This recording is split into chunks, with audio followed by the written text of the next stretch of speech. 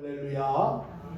하나님이 함께 하시는 은혜와 평강이 여러분 가운데 충만하기를 기원합니다.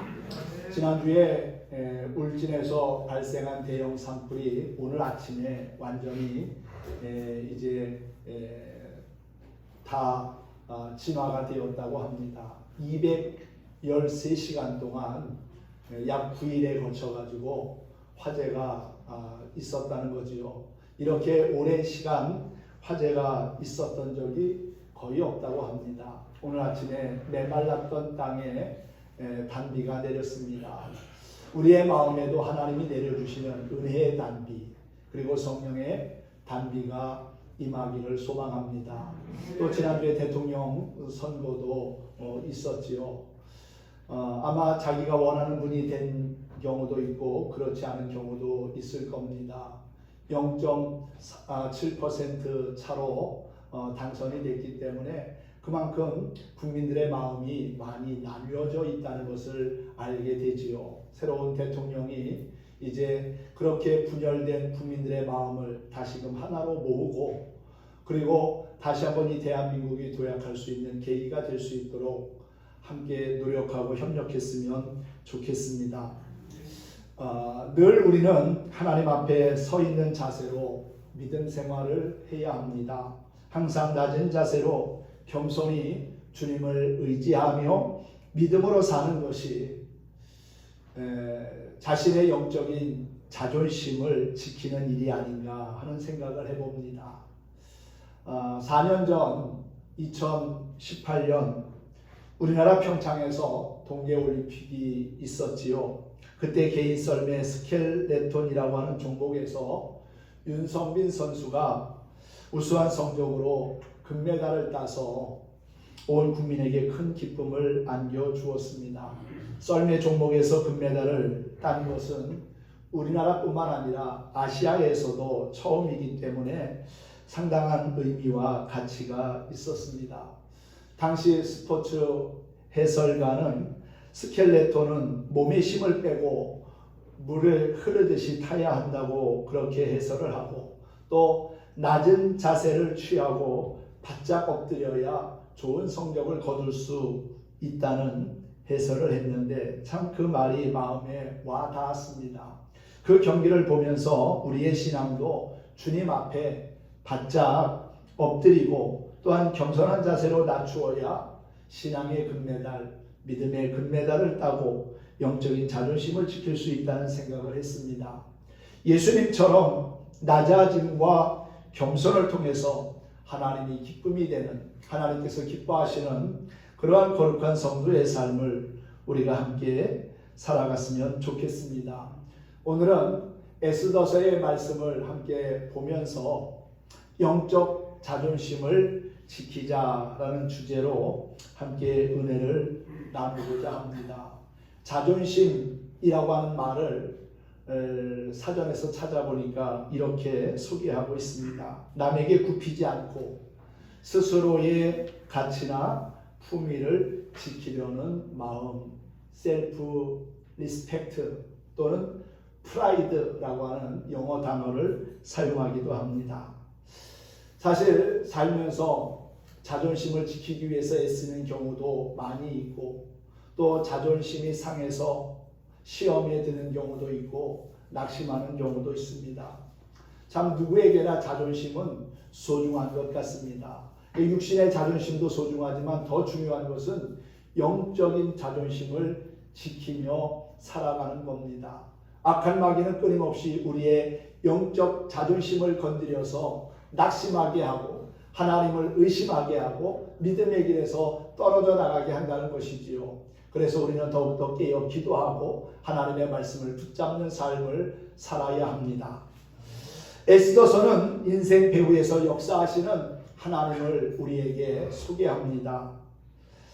비록 10장으로 구성된 에스더서에는 아이러니하게도 하나님이라는 단어가 한 번도 나오지 않습니다. 1장부터 10장까지 하나님, 성령, 주님 이러한 표현이 없어요.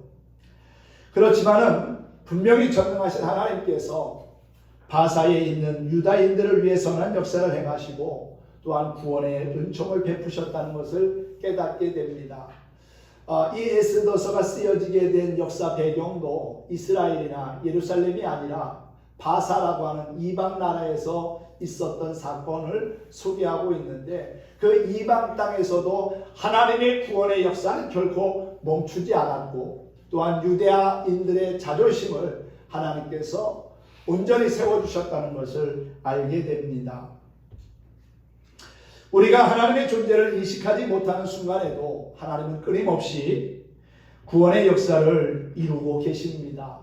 또한 하나님은 아픔과 고난에서 역전케 하시고 우리로 하여금 좋은 날을 보게 하시지요. 그러므로 하나님을 의지하는 것이 구원으로 나아가는 지름길이 되리라고 믿습니다. 우리가 살아가는데 가장 절실하게 필요한 것, 그것은 바로 하나님의 도움이지요. 하나님은 언제 어디서나 우리를 위해 선한 역사를 이루시는 참 좋으신 분입니다. 기원전 539년에 바사라고 하는 신흥 국가가 바벨론을 무너뜨리고 고레스가 왕으로 있으면서 소수민족들을 자기 나라로 돌아가게 합니다. 그래서 많은 이스라엘 사람들이 바벨론에서 70년 가까이 포로 생활하던 것을 정리하고 고향 땅으로 돌아가게 되지요. 많은 사람이 돌아가기는 했지만 여전히 바벨론과 바사에 남아서 생활하는 이들이 있었습니다. 타국에서 하나님을 믿으며 신앙생활한다고 하는 것이 쉽지는 않은 일입니다. 당시 바사의 아하수에로 왕은 아말렉의 후손인 아각 사람 함므다다의 아들 하만에게 왕 다음으로 최고의 권력을 행사하게 합니다. 그리고 왕은 모든 신하가 하만에게 꿇어엎드려 최대의 경의를 표하게 했습니다. 그런데 유다인이며 왕후 에스더의 사촌인 모르드게만이 이 명령을 거부합니다. 주변 사람들이 권유하지만 그는 자신이 유다 사람이라는 사실을 밝히면서 무릎을 꿇지도 않고 절하지도 않았지요. 결국 이것이 발단이 되어서 유다인들에게 큰 위기가 찾아오게 됩니다.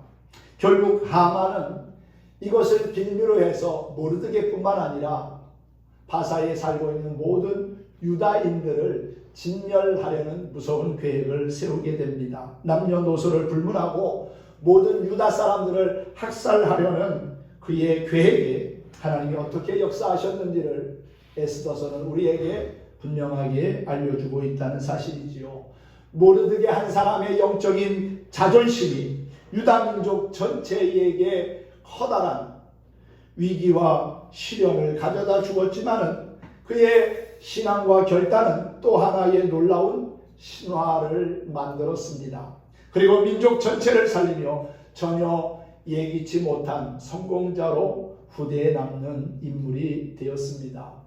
풍요로운 시대에 많은 것을 누리고 살지만 하나님으로부터 멀어지게 하는 사탄의 괴계를 우리는 영적인 안목으로 바라보면서 하나님 안에서의 평안과 축복을 회복해 나가는 그리스도인이 되어야 할 줄로 믿습니다.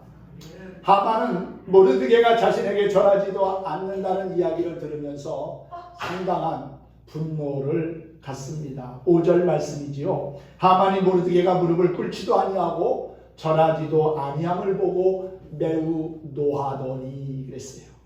사람이 높아지면 신이 되고자 하는 욕망이 생깁니다. 우리 그리스도인들도 돈 많이 벌고 출세하면 얼마든지 딴 사람이 될 수 있습니다. 그래서 우리는 성경이 우리에게 주시는 말씀에 귀를 기울일 필요가 있습니다.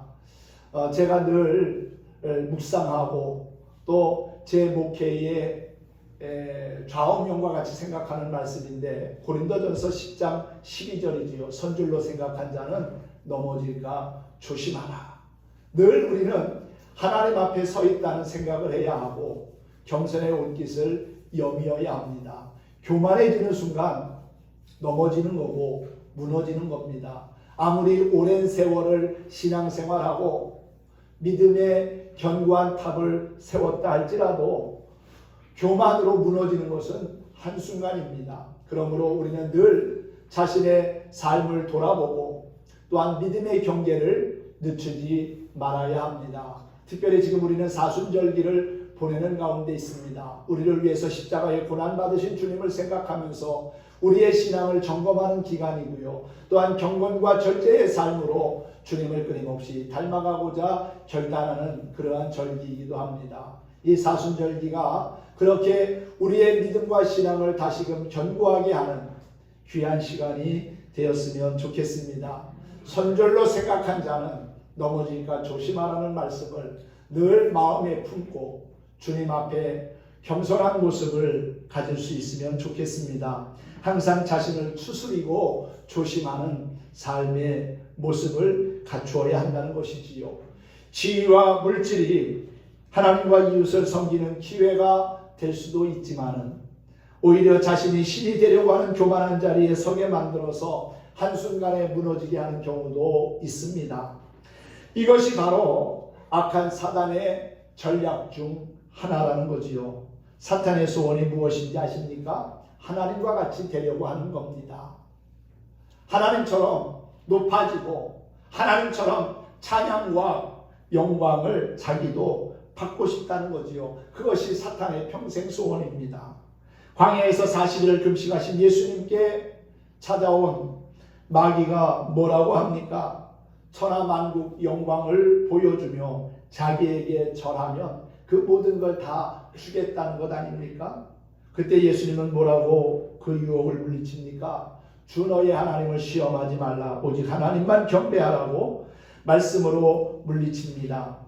우리는 결코 사단에게 절할 수 없습니다. 사탄에게 무릎 꿇을 수 없습니다. 사탄에게 절하지 않는다는 말은 쉽게 이해가 되지요. 그렇지, 어떻게 믿음의 삶을 살면서 사탄에게 무릎을 꿇을까? 그런데 알게 모르게 우리는 무릎 꿇고 살아가고 있어요. 물질에 절하지 않는 사람이 얼마나 될까요? 누군가 갑자기 몇 억을 주면서 나에게 한번 절하면 이거 주겠다고 하면은 그 사람 앞에 절하지 않을 사람이 과연 얼마나 될까요? 쾌락과 권력의 신 앞에 무릎 꿇지 않은 사람이 과연 얼마나 있겠습니까? 이런 물질과 쾌락과 권력의 배후에는 악한 사단이 있다는 사실을 우리는 잊지 말아야 될 줄로 믿습니다. 오늘 우리의 하만은 무엇일까요? 결국 이 싸움은 육신의 싸움이 아닌 영적인 싸움입니다. 단순한 세상살이가 아니라 우리는 영적 전쟁터에서 살고 있다는 것을 기억해야 합니다. 자기 욕심대로 되지 않을 때, 자기가 경배받고 싶은 욕심이 이루어지지 못했을 때 분노해서 하나님의 백성을 공격하는 사탄의 하만의 얼굴에서 우리는 사탄의 분노를 볼 수 있다는 것이지요. 우리 그리스도인은 하만에게 무릎 꿇지 않고 절하지 않았던 모르드게처럼 타락한 세상과 타협하거나 세상에 물들지 말아야 합니다. 왜 그럴까요? 우리는 예수님 안에서 거룩한 백성, 성도이기 때문입니다. 세상에서 구별되어 하나님의 부르심을 받았고 또한 하나님을 위해 살아가는 존재이기 때문이라는 사실이지요. 모르드게 주변에 있는 사람들이 왜 너는 절하지 않느냐? 왕이 명령한 것 아니냐? 하만에게 절하라고 하는데 왜 안 해? 그렇게 자꾸만 절을 하라고 권면했지만은 모르드게는 자기가 유다 백성이라는 사실을 이야기하면서 거절합니다. 이처럼 그리스도인은 자신의 정체성을 기억함으로 타락한 세상에 물들지 않고 도리어 거룩하게 살아야 한다는 것이지요. 예수님을 믿는다고 하면서도 온갖 죄를 범하고 타락한 세상 문화를 따르는 자는 참된 그리스도인이라고 말할 수가 없습니다. 진실한 그리스도인은 세상에서도 하나님의 뜻을 구하며 거룩하게 살아간다는 것이지요. 저와 여러분 모두가 그렇게 살아갈 수 있기를 주님의 이름으로 축원합니다. 하만은 자신에게 무릎을 꿇지 않고 절하지 않은 모르드게와 그의 민족 유다인을 진멸하였습니다. 하려는 계획을 세웁니다. 6절 말씀이지요. 그들이 모르드게의 민족을 하만에게 알림으로 하만이 모르드게만 죽이는 것이 부족하다고 생각하고 아수에로의 온 나라에 있는 유다 곧 유다인 곧 모르드게의 민족을 다 멸하고자 하더라. 하만이 본격적으로 하나님의 백성을 무너뜨리려고 하는 겁니다.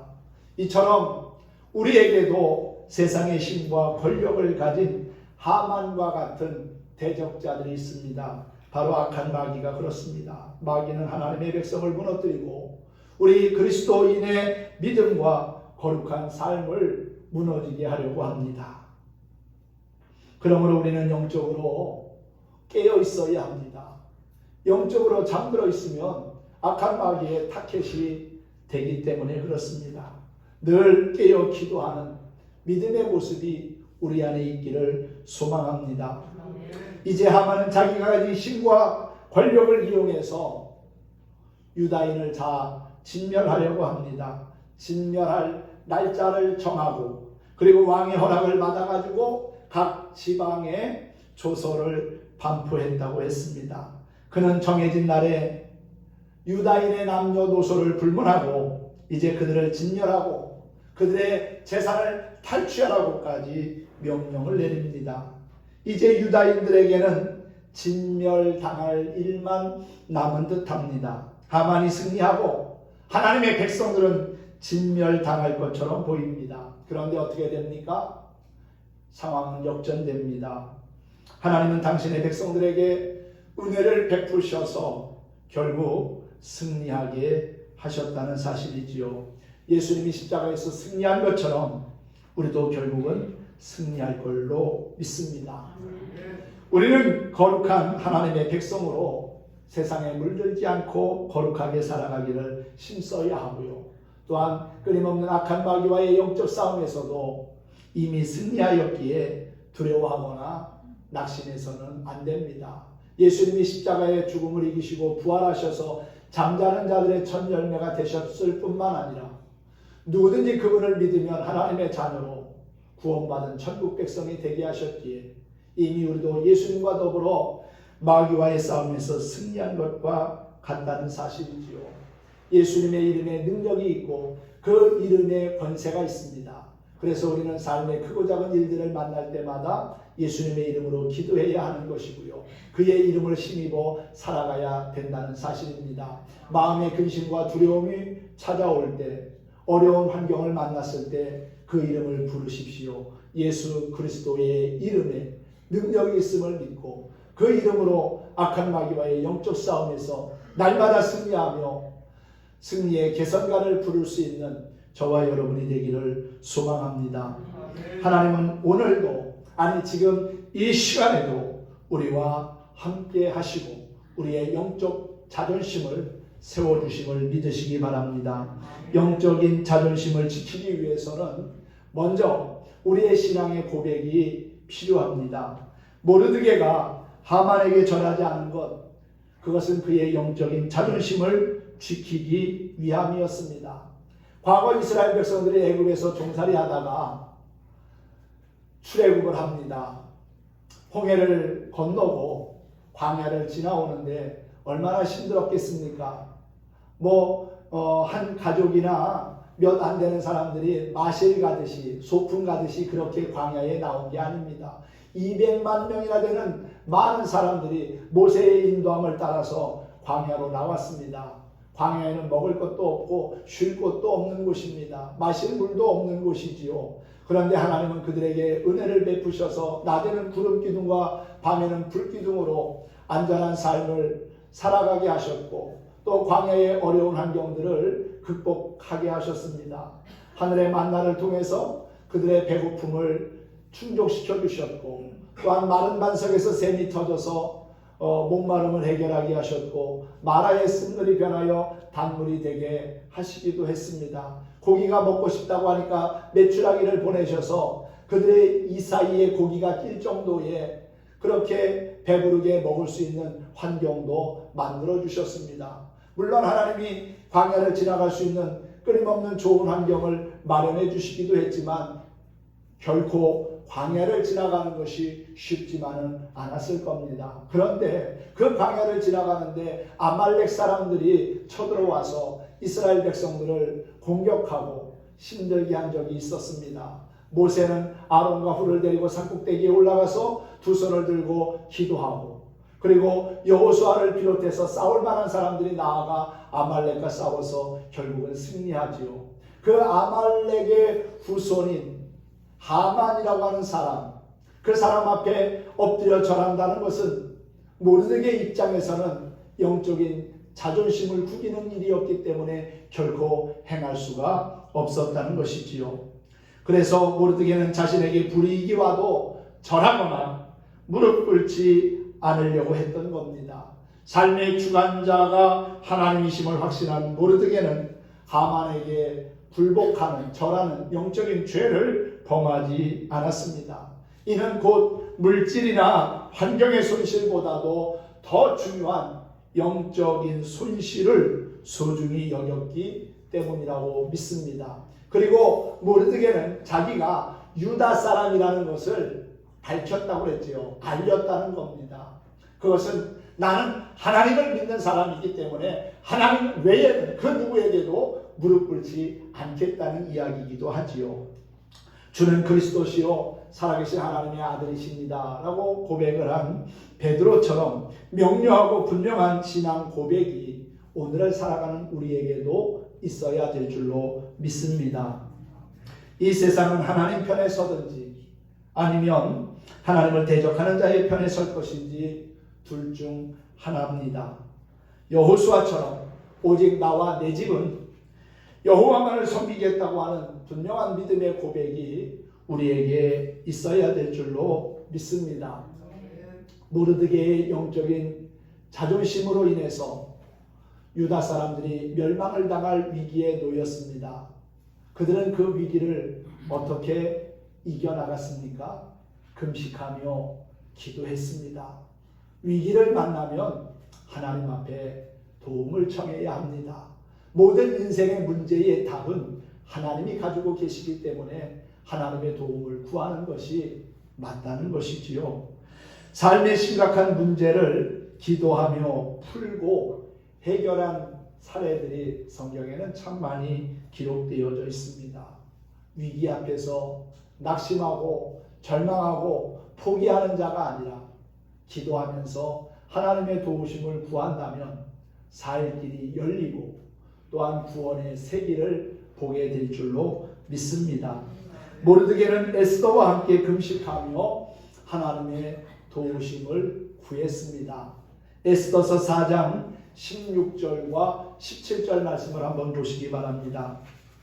에스더가 모르드게에게 한 말입니다. 당신은 가서 수산에 있는 유다인들을 다 모으고 나를 위하여 금식하되 밤낮 3일을 먹지도 마시지도 마소서. 나도 나의 시녀와 더불어 이렇게 금식한 후에 규례를 어기고 왕에게 나아가리니 죽으면 죽으리이다 하니라. 모르드게가 가서 에스더가 명령한 대로 다 행하니라 그랬지요. 에스더가 누굽니까? 그 당시 아하수에로 왕의 왕비입니다. 그 이전에도 왕비가 있었어요. 에스더서 1장에 보면은 이 아하수에로 왕이 전쟁에서 큰 승리를 거두고 180일을 잔치했다는 이야기가 나옵니다. 180일이면 몇 달입니까? 6개월입니다.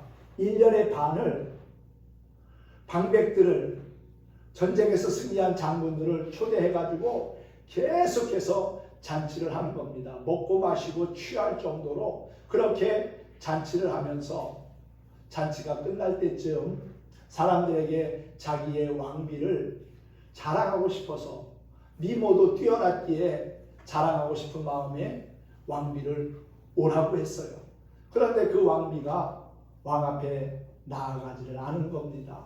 왕의 부름을 거절한 겁니다. 그 왕비가 와스디라고 하는 왕비였는데 결국 왕 앞에 나아가지 않은 이유로 폐위를 당하고 맙니다. 이러한 사례를 어떻게 해야 되냐고 왕이 이 방백들에게 물으니까 방백들이 뭐라고 합니까? 왕이시여, 이거는 그냥 지나칠 문제가 아닙니다.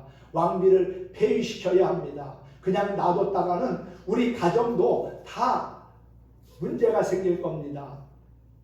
그 당시도 남자 선호 사상이 있었던 그러한 시대였기 때문에 부인들이 남편이 부르는데 순종하지 아니하고 오지 않고 서로가 대리배각을 세운다면 그 가정이 어떻게 되겠냐고, 이것을 하나의 본으로 삼아서 왕비를 폐위시켜야만 가정의 질서가 세워질 수 있다고.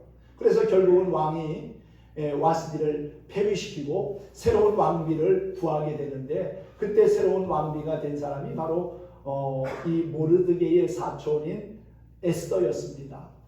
사실 에스더가 왕비였기 때문에 얼마든지 이 위기를 벗어날 수가 있었습니다. 그런데 한 가지, 왕비일지라도 왕이 부르지도 않았는데 왕 앞에 나아가면 왕비의 자리에서 폐위당할 수도 있고 심한 경우에는 목숨을 잃을 수도 있었습니다. 그래서 왕이 부르면 가서 얼마든지 자기 유다 사람들을 위해서 변호할 수도 있고 또한 억울한 사정을 말할 수도 있지만, 왕이 부르지도 않았는데 왕 앞에 나아간다는 것은 상당히 위험한 일이었기에 사실 에스더는 머뭇거릴 수밖에 없었다는 것이지요. 그런데 모르드게가 에스더에게 강력하게 말하지 않습니까? 너가 왕비가 된 것은 지금 이때를 위해서 하나님이 세운 것이 아니냐. 내가 왕 앞에 나아가지 않는다면 하나님은 다른 사람을 통해서도 우리 민족을 구원하시고 인도하실 것이다. 지금 해야 할 사명이 너에게 있으니 우리 민족을 구원하는 일에 네가 협력하기를 바란다. 그 이야기를 들으면서 에스더가 에스더서 4장에서 그렇게 이야기하고 있는 거지요. 당신은 가셔서 백성들과 함께 더불어 기도해 주십시오. 금식하며 먹지도 마시지도 말고 나를 위해서 기도해 주십시오. 나도 내 시녀와 더불어서 3일간 먹지도 마시지도 않고 금식하고 기도한 후에 왕 앞에 나아가겠습니다.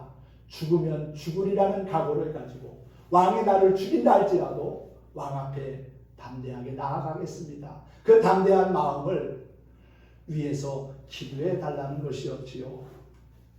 그렇게 에스더는 생명을 내놓고 기도하고 그 목숨을 건 간절한 기도에 하나님이 응답하신 거라고 믿습니다. 그들이 간절하게 믿음으로 기도하는 동안 하나님은 우연한 일들을 만드셨습니다. 잠을 못 이루는 왕을 통해서 모르드게가 왕과 나라를 위해 헌신했던 과거의 일들을 알게 하시고 하만을 통해 모르드게를 높이는 일을 우연처럼 하나님이 준비하고 계획하셨다는 겁니다. 에스더서 2장 마지막 부분에 보면은 이 모르드게가 아하수에로 왕을 죽이려고 하는 두 사람을 미리 알고 에스더에게 이야기해서 그 위기를 모면했던 적이 기록되어져 있습니다. 그것을 왕이 보게 된 거지요. 이 모르드게라고 하는 사람이 그냥 평범한 사람이 아니구나. 내가 암살 당할 수 있었는데 이 사람 때문에 내 생명을 보존할 수 있었구나라고 하는 것을 다시 한번 알게 되고, 그리고 하나님이 에스더를 통해서 모르드게가 어떠한 사람인지를 왕으로 하여금 알게 합니다. 결국 이 모든 일이 회복이 되고 반전을 이룰 수 있었던 것, 그것은 금식하며 기도한 결과라는 거지요. 여러분, 우리의 인생에도 반전이 있고 역전이 되는 상황을 보기 원하십니까? 하나님 앞에 엎드려야 합니다.